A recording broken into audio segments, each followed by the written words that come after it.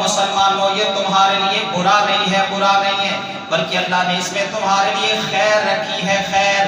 اور وہ خیر کیا تھی کہ اللہ نے تمیز کر دی، علیحدہ علیحدہ کر دیا، ممتاز کر دیا کہ مومن کون ہے اور منافق کون ہے۔ منافقوں کا بھی پتہ چل گیا کہ یہ منافق ہے، اور مومنوں کو بھی پتہ چل گیا کہ یہ مومن ہے۔ اور پھر اللہ نے فرمایا لولا اذ سمعتموہ ظن المؤمنون والمؤمنات بانفسہم، کیوں ایسا نہیں ہوا کہ جب مومنوں نے اس کے بارے میں سنا تو انہوں نے اچھا گمان کیوں نہیں کیا، اور اپنی زبان سے یہ کیوں نہیں کہا ھذا افک مبین، یہ تو واضح افتراء ہے، یہ تو بہتان بازی ہے۔ اور پھر اللہ نے فرمایا لولا اذ سمعتموہ، کیوں نہیں مومنوں نے یہ کہا کہ سبحانک ھذا بہتان عظیم، اللہ پاک ہے، اور جیسے اللہ پاک ہے اسی طرح اللہ نے پاک بیویاں ہی اپنے نبی کو عطا فرمائی ہیں۔ ھذا بہتان عظیم،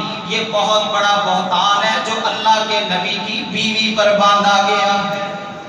یہ اللہ نے آیات نازل فرمائی، اور پھر مزید اللہ نے فرمایا ان الذین یرمون المحصنات الغافلات المؤمنات لعنوا فی الدنیا والآخرہ ولہم عذاب عظیم۔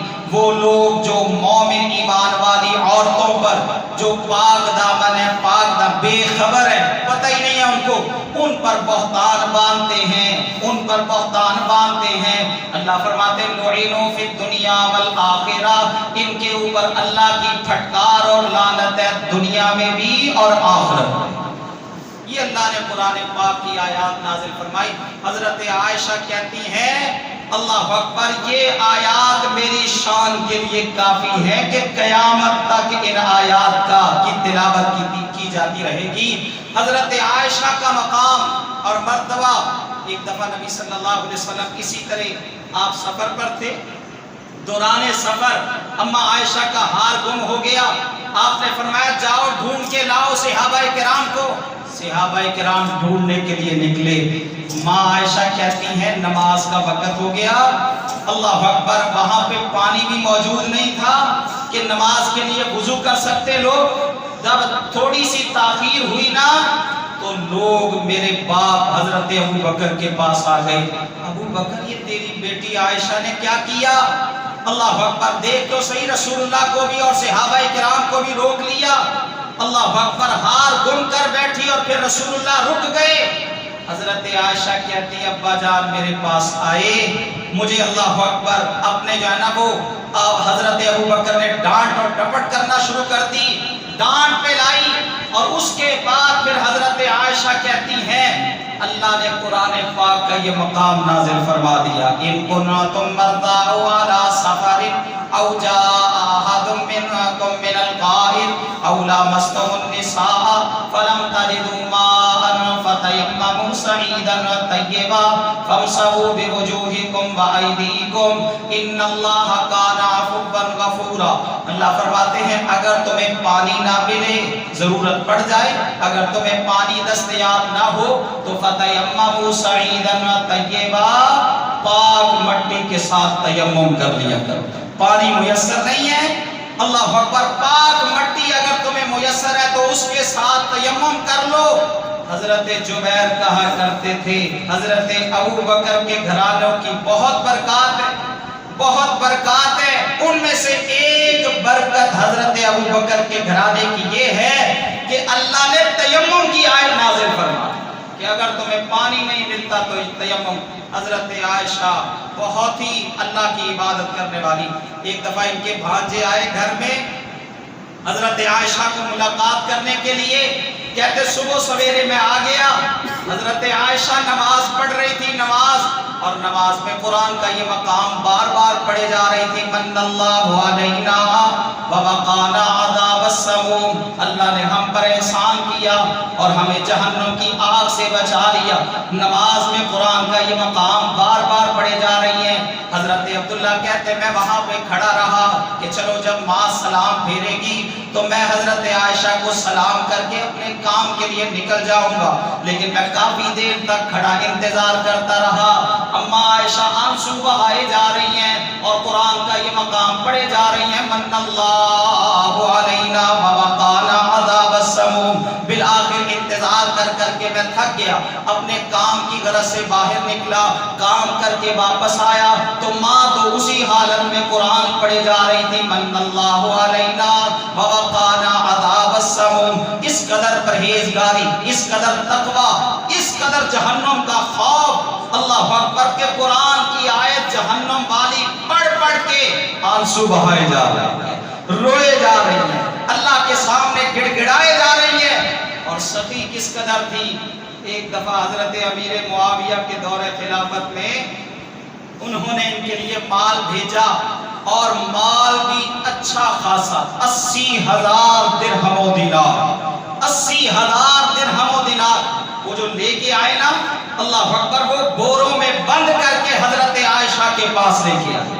حضرت عائشہ نے ایک پرات سی پکڑی، اس میں پیسے ڈال ڈال کے جو ہے نا وہ اللہ کی راہ میں سخاوت کرتی رہی، اللہ کی راہ میں دیتی رہی، اللہ اکبر، سخاوت کرتی رہی۔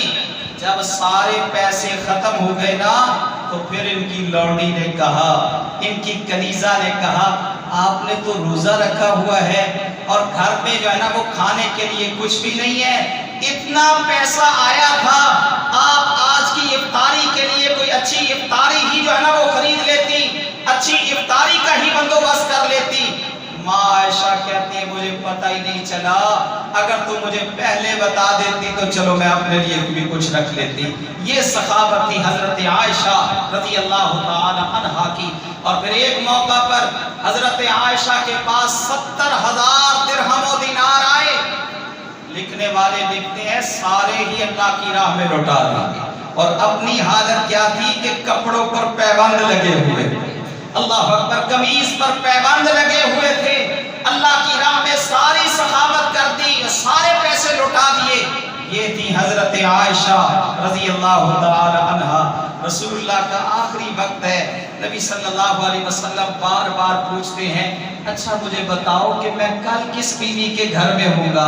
آپ کو بتایا جاتا کل صفیہ کی باری ہے، اللہ اکبر، پرسوں میمونہ کی باری ہے، پھر کل اس سے اگلی دن وہ فلاں کی باری ہے۔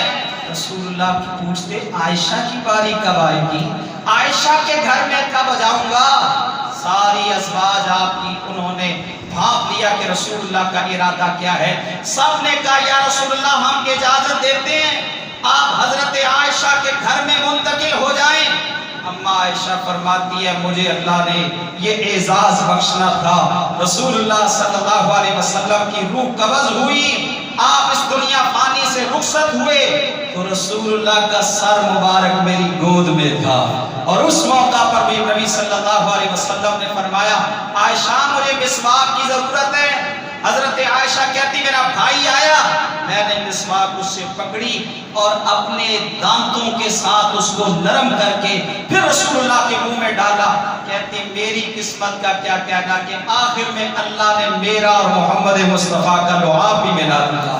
یہ تھی حضرت عائشہ، اور پھر اس سے بھی بڑھ کر اللہ نے ان کو اعزاز بخشا، حجرہ عائشہ، حضرت عائشہ کا گھر، حضرت عائشہ کا حجرہ، اللہ اکبر، اللہ نے وہ مسکن بنا دیا، اللہ اکبر، قیامت تک محمد مصطفیٰ کا اللہ نے اس اللہ اکبر جگہ کو رسول اللہ کے لیے اس کا انتخاب فرمایا۔ اللہ فرماتے النبی اولا بالمؤمنین من انفسہم وازواجہ امہاتہم۔ لوگوں نبی پاک کا تعلق تمہاری اپنی جانوں سے بھی تم سے زیادہ تمہارے ساتھ ان کا تعلق ہے، اور ان کی ازواج تمہاری مائیں ہیں، مائیں ہی ہوتی ہیں۔ اگر ماں کی گستاخی ہو جائے تو دنیا میں عام ماں کا اللہ نے مقام رکھا ہے کہ اللہ جنت سے اس کو بہت دور کر دیتا ہے، اور اگر پھر امت کی مائیں رسول اللہ کی ازواج ان میں سے کسی کی گستاخی ہو جائے تو مجھے بتائیں کہ جنت کا داخلہ کیسے ممکن ہوگا۔ اللہ اپنے نبی کے تمام صحابہ اور تمام آپ کے اہل بیت کے افراد ان کی محبت ہمارے دلوں میں مضبوط فرما دے، زندہ رکھے تو اسی پر، اور اللہ ہماری زندگی کا اختتام کرے تو اسی عقیدے پر۔ اللہ ہم سب کو نبی صلی اللہ علیہ وسلم کی اطاعت فرما برداری